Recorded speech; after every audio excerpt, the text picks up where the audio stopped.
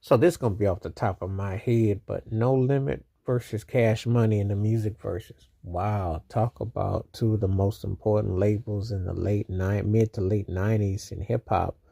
And when I go between Master P and Baby Williams and Little Weezy, Lil Wayne, and it's so much to think about. It's like, remember when No Limit was blowing up, Silk the Shocker C Murder, Master P was everywhere. He was like really a turning point for the South and hip hop. There had been others, obviously the Ghetto Boys, obviously Goody Mob, Outkast on the Face Records. Obviously, you had others, but the No Limit Tank and Make Them Say was like such a phenomenon. I mean, it was really a big deal. You had to been there to see it.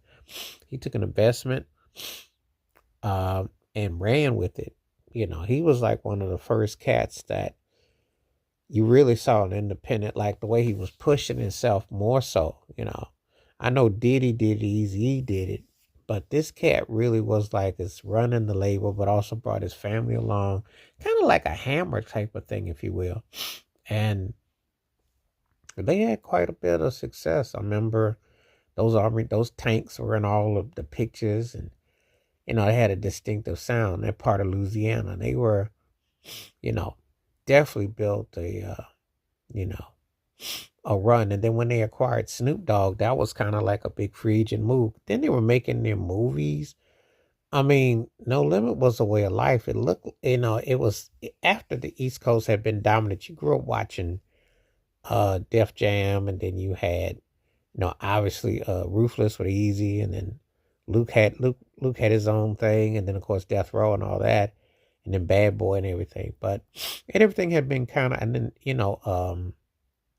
uh H Town. I was trying to get it together when I'm trying to get it together. But the thing is that Jay Prince and crew in Houston with the Ghetto Boys and everything, but